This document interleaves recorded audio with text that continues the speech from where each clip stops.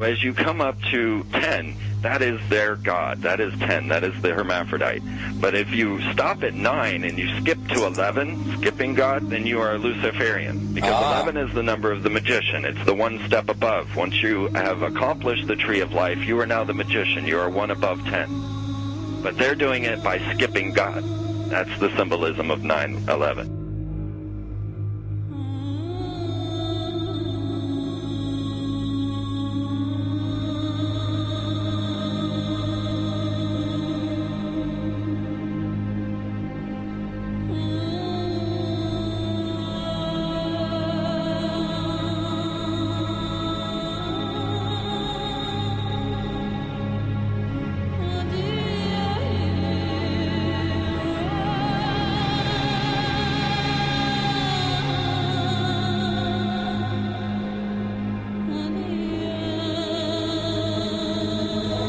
It is a big idea, a new world order.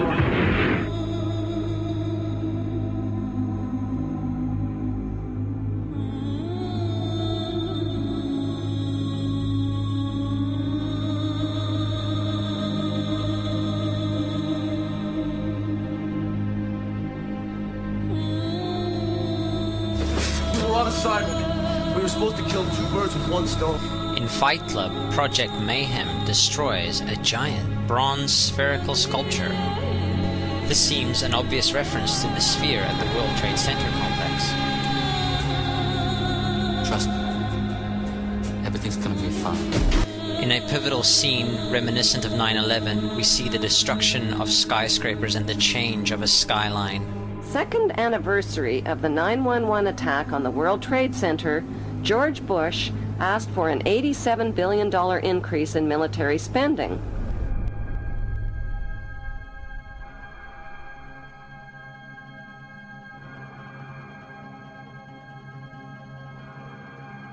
In 1904, Crowley would receive the Book of the Law soon after meditating in the King's Chamber of the Great Pyramid. He claimed he had been contacted by a being called Aiwass. Crowley would also use this symbol in his work.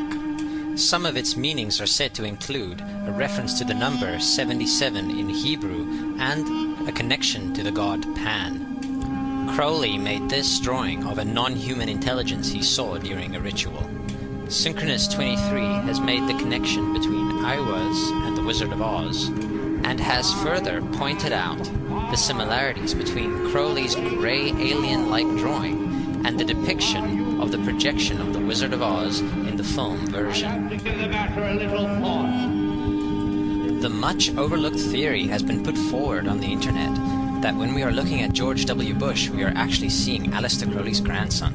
I have suggested that this video footage of George W. Bush reading The Pet Goat, coinciding with the start of the 9/11 mega ritual, is in fact a dedication of the 9/11 mega ritual to the great god Pan by Aleister Crowley's grandson.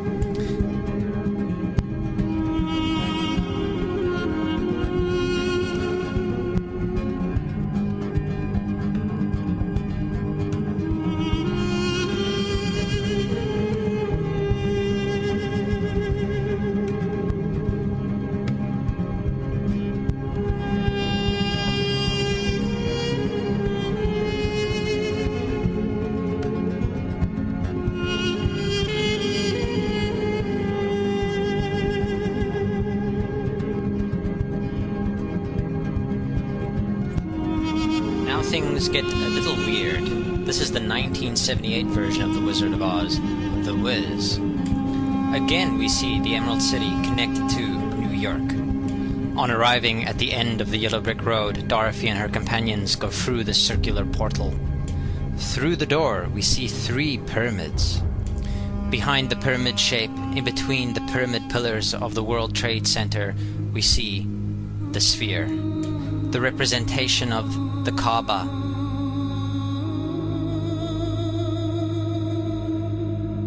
The inhabitants of Oz dance around the sphere in ritualistic fashion. Fashioned in giant letters over the dome of the sphere, we see the word Oz. Oz, symbols of Pan and Aiwass, seen smack at the heart where the new Aeon was ushered in. and where the Stargate was opened.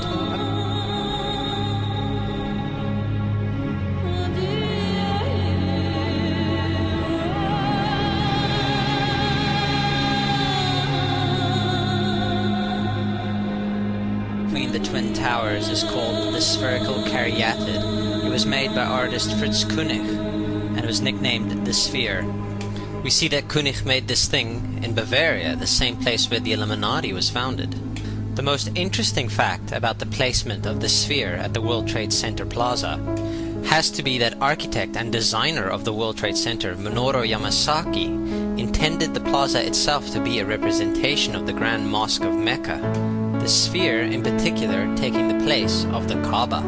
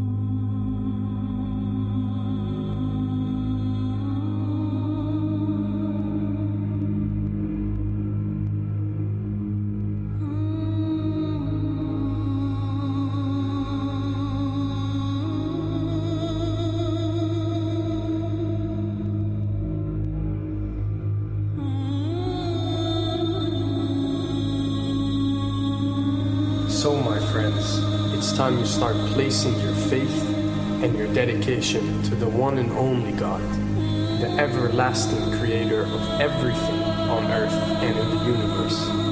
He is greater than anything our minds can comprehend. Do you know how many times Muslims are required to circle the Kaaba when they visit it? 7 times, each counterclockwise. Would you like to know why? You see, what binds us as humans to this life and to this dimension and to this earth is the limits of time and space. We are bound to this dimension and this reality through time and space. Hence, if one wants to leave this dimension or leave this reality, he needs to break away from time and space.